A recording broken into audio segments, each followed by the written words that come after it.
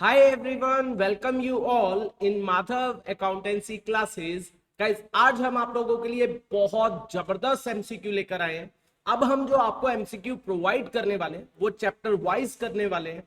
जैसा आपको पता है, कल हमने आप लोगों से एक पूरा चैप्टर वन शॉट में डिस्कस किया था। मैंने उसके अंदर हर एक चीज केवल 30 मिनट्स में हर एक चीज डिस्कस की थी जो आपके एग्जाम पॉइंट ऑफ व्यू से बहुत ज्यादा इंपॉर्टेंट थी। तो उससे रिलेटेड आज हम उसके एमसीक्यू आपसे डिस्कस करने वाले हैं। वो चैप्टर था accounting for partnership firm. Yes guys, आज बहुत अच्छे उसके एमसीक्यू हम डिस्कस करेंगे। इस वीडियो को स्टार्ट करने से पहले आपको क्या ध्यान रखना है, आपको ये जरूर करना है, मेरे साथ साथ एमसीक्यू को पढ़ना है और उसका आंसर करना है। मुझसे पहले आंसर करना है, कोशिश कीजिए मुझसे पहले आंसर करने की, और वो आंसर आपको कमेंट बॉक्स में जरूर लिखना है हर एक एमसीक्यू का, ताकि मुझे पता चले आप लोगों को ये चीजें आती है। क्योंकि कल मैंने आपको पूरी वीडियो केवल एक ही चैप्टर की बनाई थी जिसमें पूरा चैप्टर डिस्कस कर लिया था। तो आपको कमेंट में उनका आंसर जरूर लिखना है। और एक और बात बोलना चाहूंगा, इस वीडियो को स्टार्ट करने से पहले इसको ज्यादा से ज्यादा अपने सभी फ्रेंड्स के साथ शेयर करना है, ताकि उन सभी को भी इन एमसीक्यू के बारे में पता चल जाए। तो चलिए गाइस, आज की वीडियो को हम स्टार्ट करते हैं विद आवर फर्स्ट एमसीक्यू। देखिए क्या बोला गया है। Following are essential element of a partnership firm except, किसको छोड़कर। अब ये बताना है, देखिए बहुत ध्यान से पढ़ना है, एक्सेप्ट कि किसको छोड़कर बाकी सब है। तो देखना है किसको छोड़कर, एटलीस्ट 2%, ये तो एसेंशियल एलिमेंट होता है, बिल्कुल। B, there is an agreement between all partners, ये भी जरूरी होता है पार्टनरशिप में। तीसरा, equal share of profit and losses. Guys नहीं, share of profit and losses की रेशियो अलग हो सकती है। और चौथा, partnership agreement is for some business, ये भी होना चाहिए, क्योंकि बिजनेस के लिए बिजनेस होगा तभी पार्टनरशिप होगी, अदरवाइज पार्टनरशिप नहीं होगी। तो कौन सा हुआ, एक्सेप्ट की बात की थी, दैट इज योर सी। तो सी आपका क्या आ जाएगा, आंसर आ जाएगा। ठीक है गाइस, आई होप आपको फर्स्ट एमसीक्यू अच्छे से क्लियर हुआ होगा। इसके बाद देखिए हमारे पास सेकेंड है, the relation of partner with the firm. एक पार्टनर का relation with the firm is that of, owner है बिल्कुल, एजेंट है बिल्कुल सही, ओनर एंड एजेंट बिल्कुल सही। ओनर मतलब प्रिंसिपल और एजेंट। एक जो पार्टनर होता है वो फर्म के लिए प्रिंसिपल भी होता है, एजेंट भी होता है। जब वो दूसरों के बिहाफ पर काम करता है तो वो एजेंट बनता है, जब दूसरे उसके बिहाफ पर काम करते हैं तो वो क्या बनता है, प्रिंसिपल बनता है। तो वो ओनर भी है और एजेंट, मैनेजर नहीं गाइस। तो सी इज योर ऑप्शन, तो आपका सी क्या कहलाएगा, आंसर कहलाएगा। ठीक है गाइस, इसके बाद देखिए हमारे पास थर्ड आ रहा है एमसीक्यू। बहुत ध्यान से आपको देखना है और मेरे से पहले आप रिप्लाई करते चलिए guys. Which of the following statement are correct, कौन सी सही है। The liability of a partner for act of the firm is unlimited, बिल्कुल सही है, क्योंकि उनकी लाइबिलिटी, पार्टनरशिप फर्म में पार्टनर्स की लाइबिलिटी अनलिमिटेड होती है, बिल्कुल सही है। Private asset of a partner can also be used for paying the debt of the firm, बिल्कुल सही। अगर मान लीजिए फर्म डेट पे नहीं कर पाती है तो उनकी प्राइवेट प्रॉपर्टी भी यूज की जाएगी फर्म के डेट को पे करने में, ये भी बिल्कुल सही है, क्योंकि उसने करेक्ट बोला है। ठीक है। Each partner is liable jointly with all the partners, सभी के साथ मिलकर वो लाइबल है, बिल्कुल सही। And also severally to the third party for all the act of the firm done while he is a partner, बिल्कुल सही बात है। एक पार्टनर जो है वो अकेला भी लाइबल है और एज वेल एज सभी के साथ मिलकर भी लाइबल है, तो ये भी बिल्कुल सही है। इसके बाद the liability of a partner is limited to the extent of his capital contribution, ये गलत है, क्योंकि उसकी लाइबिलिटी अनलिमिटेड होती है। तो गाइस उसने बोला करेक्ट, तो फर्स्ट सेकंड थर्ड तीनों करेक्ट है। तो देखिए C is your answer. I hope ये भी बात आपको समझ आई होगी। इसके बाद in the absence of partnership deed, अगर पार्टनरशिप डीड नहीं है, the allowable rate of interest on partners loan account will be 6% simple interest. बहुत सारे बच्चे क्या करते हैं, जल्दी जल्दी में फास्ट, क्योंकि उनको ये होता है जल्दी जल्दी करें। गाइस चारों ऑप्शन आप पढ़िए। 6% सिंपल इंटरेस्ट, अगला पढ़ो 6% per annum simple interest.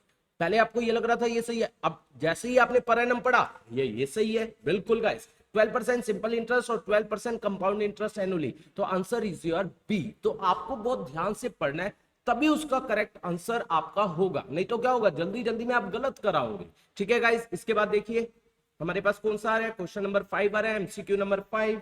In the absence of partnership deed, again partnership deed silent है, the following rule will apply, क्या रूल अप्लाई होंगे, फॉलोइंग रूल, ये रूल अप्लाई होते हैं, देखो कौन कौन से होते हैं। नो इंटरेस्ट ऑन कैपिटल, क्या इंटरेस्ट ऑन कैपिटल मिलता है पार्टनर को, नहीं मिलता, बिल्कुल सही है। उसके बाद profit sharing in capital ratio, नहीं guys, profit sharing ratio equal होती है, ये तो गलत हो गया। Profit based salary to working partner, नहीं गाइस, कोई सैलरी दी नहीं जाती है, ये भी गलत है।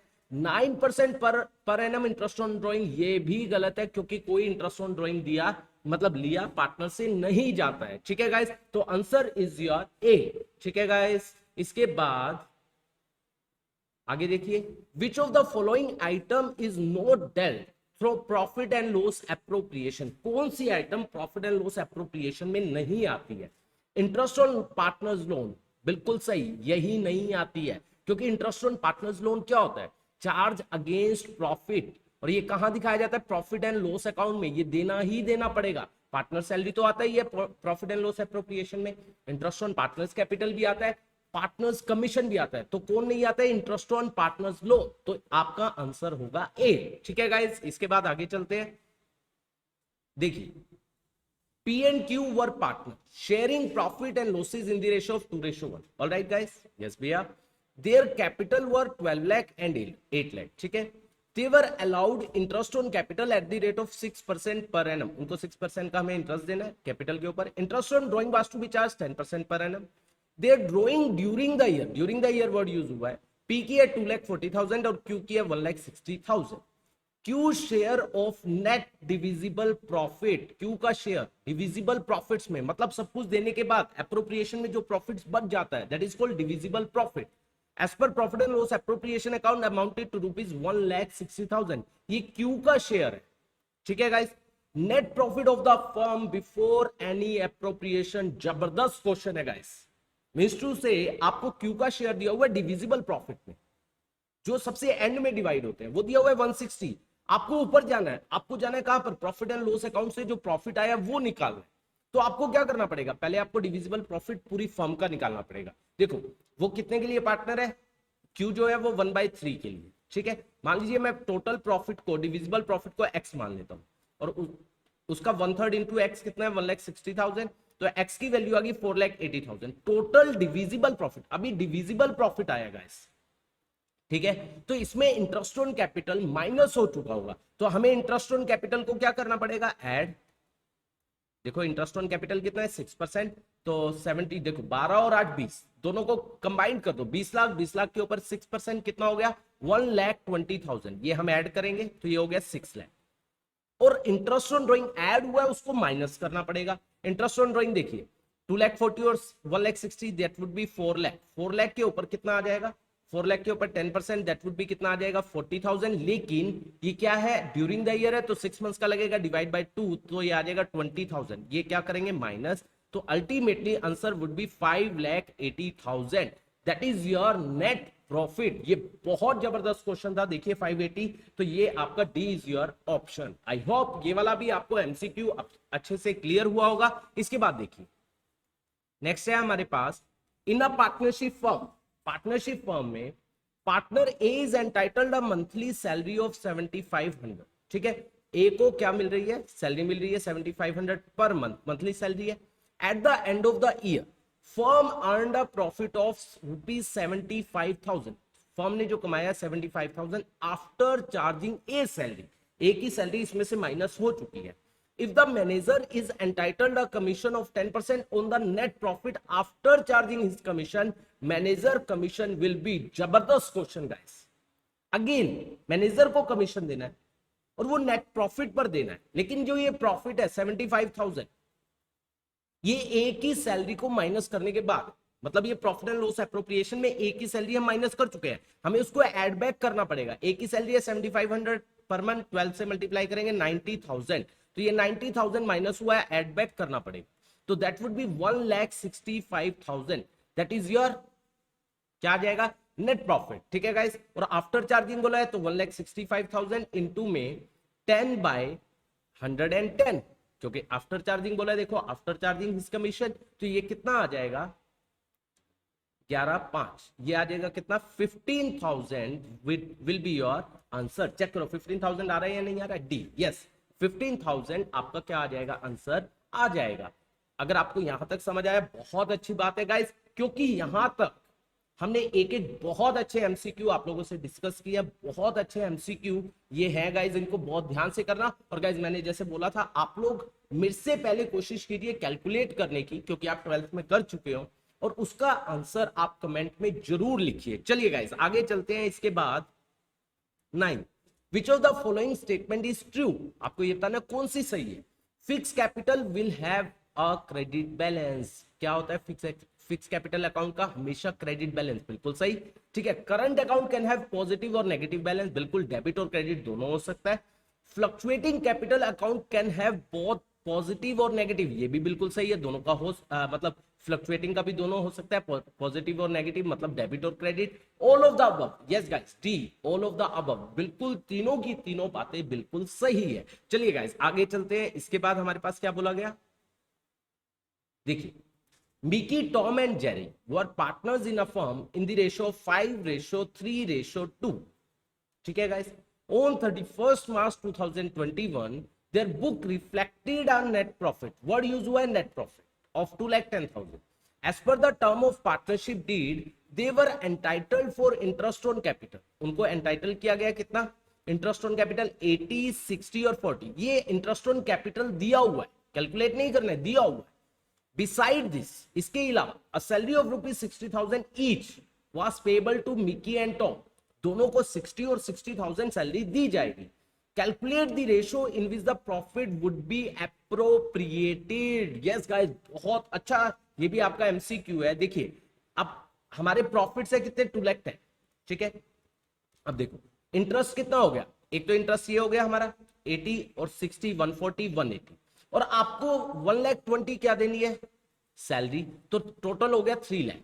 ये तो एप्रोप्रिएशन क्या हो गए, ज्यादा हो गए, किससे, प्रॉफिट से। तो एप्रोप्रिएशन की रेशियो में देखो मिकी टॉम एंड जेरी, इसको मिलना है 80,000 इंटरेस्ट ऑन कैपिटल 60 एंड 40, ठीक है। और उसके बाद मिकी और टॉम को क्या मिलेगी सैलरी 60,000 एंड 60,000, ठीक है। इसको नहीं मिलेगी, तो ये आ गया कितना 1,40,000 1,20,000 एंड 40,000। तो देखो इनकी रेशो में एप्रोप्रिएशन की रेशो में तो ये आ गया 14:12:4, 14:12:4 मतलब क्या हो गया 7:6:2। आंसर इज योर बी, ठीक है गाइज। ये ए बी ये सी है, गलती से लिखा हुआ है, ये आ जाएगा आपका आंसर बी, ठीक है गाइज। आई होप ये भी आपको बहुत अच्छे से क्लियर हुआ होगा। इसके बाद आगे चलते हैं।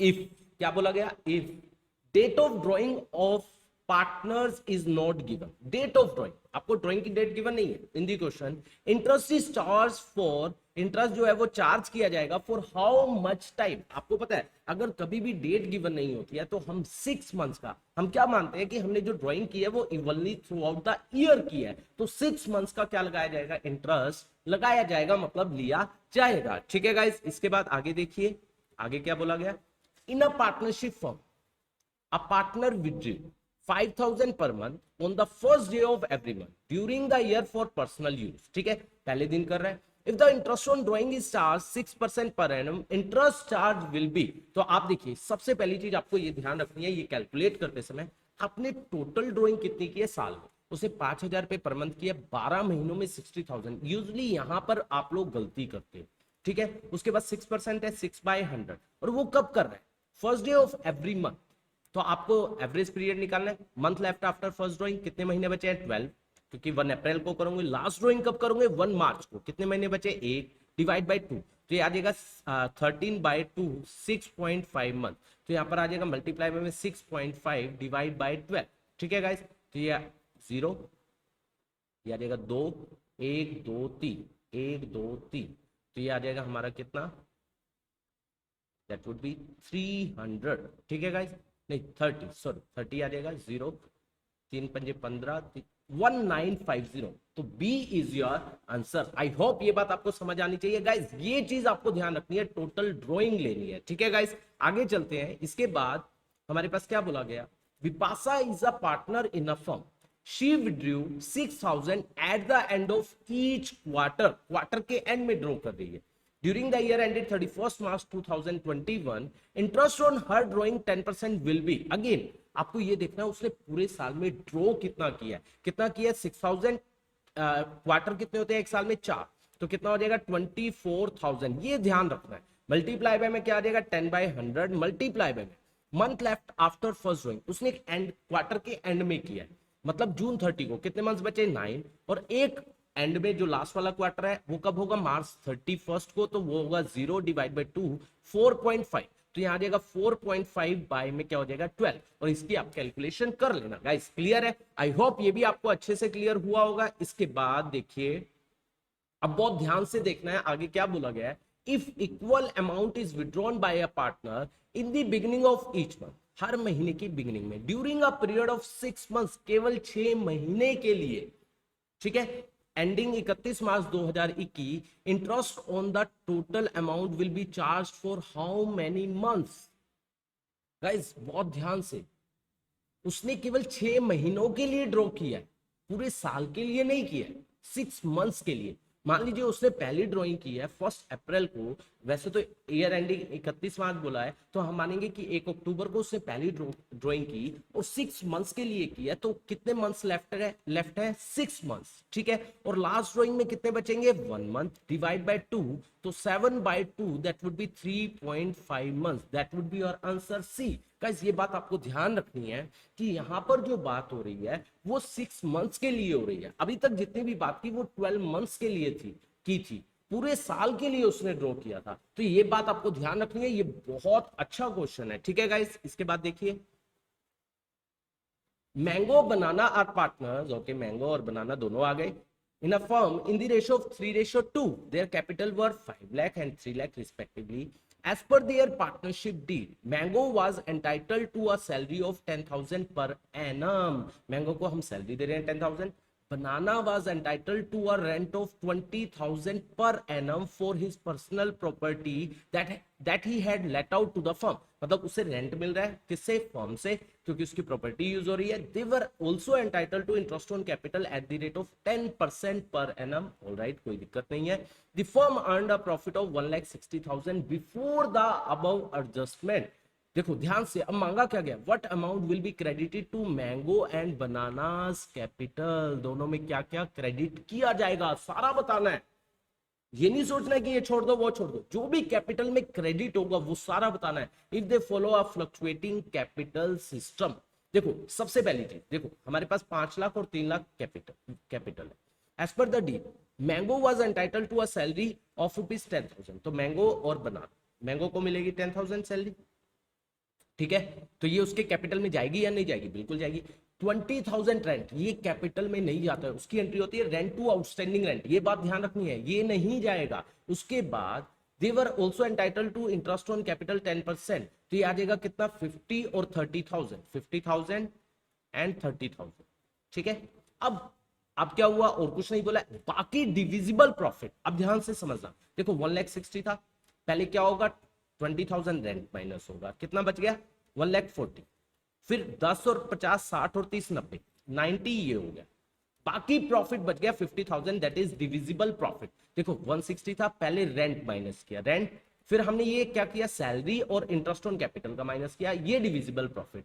3:2 में 30 और 20,000, तो ये भी उनकी कैपिटल में जाता है, तो 30 इसको मिलेगा मैंगो को, और 20,000 किसको मिलेगा बनाना को, तो ये क्या आ जाएगा 90,000 एंड 50,000। चेक करो 90 और 50, first is your option. I hope ये वाला भी एमसीक्यू आपको अच्छे से क्लियर हुआ होगा। इसके बाद देखिए pick the odd one out of the following, इसका मतलब क्या, पहले ये समझिए कि जो इनमें से कोई भी रेलेवेंट नहीं है, तीनों मतलब 4 दिए हुए हैं, चारों में से कोई एक बिल्कुल अलग सा लग रहा है, उसको बाहर निकाल। देखो interest allowed on a loan taken by the firm ने लिया फ्रॉम अ पार्टनर, ठीक है, इसको पढ़ते हैं पहले। Rent due to the partner of the firm for using his premises for business purpose, अब दोनों से समझ आया कि ये वो बात कर रहा है जो चार्ज अगेंस्ट प्रॉफिट है। तीसरा salary due to manager of the firm, ये भी चार्ज अगेंस्ट प्रॉफिट होता है, ये भी चार्ज अगेंस्ट प्रॉफिट है, ये भी चार्ज अगेंस्ट प्रॉफिट है, ये भी चार्ज अगेंस्ट प्रॉफिट है। ट्रांसफर ऑफ जर्नल रिजर्व, ये एप्रोप्रिएशन है, तो डी इज योर आंसर, इसको हमें बाहर करना है, ठीक है गाइस, तो डी आपका आंसर हो जाएगा। इसके बाद देखिए अब हमारे पास असर्शन वाला, assertion, A partnership firm is a separate and distinct entity from the partners view point of accounting. Accounting के पॉइंट ऑफ व्यू से दोनों अलग अलग है, बिल्कुल। क्यों? Reason, as per business entity concept business transaction are recorded from the view point of the firm, बिल्कुल सही। Hence it is a separate and distinct entity, क्योंकि हम फर्म के अकॉर्डिंग क्या करते हैं अकाउंटिंग, तो इसलिए दोनों क्या होती है अलग अलग। From the partner from the view point of accounting, बिल्कुल सही है। तो इसका असर्शन भी सही है, इसका रीजन भी सही है। तो A and R both are correct, सही है बिल्कुल बात। And R correctly explains A, बिल्कुल सही। तो A is your answer. I hope ये बात आपको समझ आई होगी। इसके बाद आगे देखिए अगला असर्शन क्या बोल रहा है। A partnership firm can have maximum 50 partners.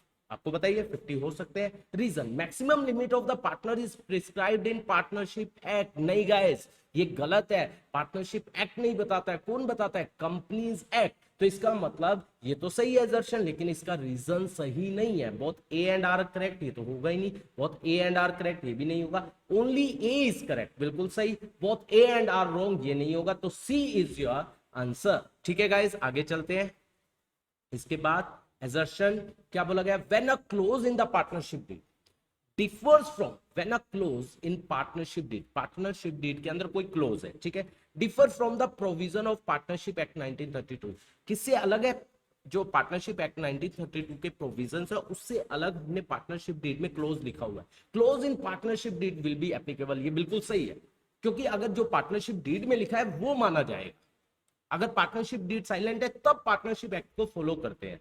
Provision of partnership act 1932 will be applicable कब होता है? Only when partner have not agreed on a matter, बिल्कुल सही। पार्टनरशिप एक्ट कभी फॉलो होता है जब हमने क्या नहीं किया? एग्री नहीं किया, मतलब डीड में नहीं है। तो इसका मतलब ये भी सही है, ये भी सही है। तो both A and R are true and but R is not correct explanation. नहीं guys, both A and R are true and R is the correct explanation of A.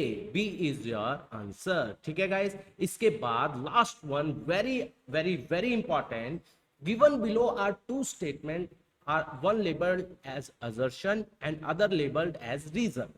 देखिए assertion क्या कह रहा है? Co-ownership of property. आपने मिलकर एक property खरीद ली, अमाउंट टू पार्टनरशिप। नहीं गाइस, आपने कोई प्रॉपर्टी खरीद ली, उसको रख लिया, फिर बेच दिया, ये पार्टनरशिप नहीं है। Reason, the element of business is present in the ownership. नहीं गाइस, वहां पर बिजनेस नहीं है। तो इसका मतलब क्या हुआ गाइस? दोनों क्या है? गलत है। तो यहां पर in the context of the above statement देखिए, both A and R correct. नहीं guys, both A and R incorrect, बिल्कुल सही। तो बी इज योर आंसर, क्योंकि ओनरशिप ऑफ क्या कोई प्रॉपर्टी हम क्या ले रहे हैं? हम मिलकर ले रहे हैं, तो वो पार्टनरशिप कहलाती नहीं है जब तक हम उसमें डील नहीं करेंगे। तो बी इज योर आंसर, क्योंकि दोनों क्या है? गलत। आई होप आपको 20 के 20 एमसीक्यू अच्छे से क्लियर हुए होंगे। बहुत जबरदस्त एमसीक्यू थे गाइस, इनको बहुत अच्छे से आपको करना है। और गाइस, अगर आपको ये वीडियो पसंद आई है तो बताइए हमें, आपको ये वीडियो कैसी लगी? लाइक एंड कमेंट करके जरूर बताइए। और इसको ज्यादा से ज्यादा, बस एक ही बात चाहेंगे हम, आप लोगों से एक ही फेवर चाहते हैं। हम आप लोगों के लिए बहुत मेहनत कर रहे हैं।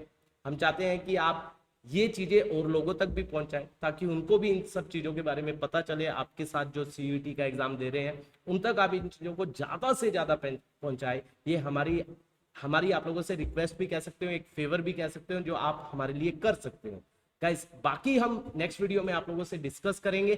Thank you so much for watching this video.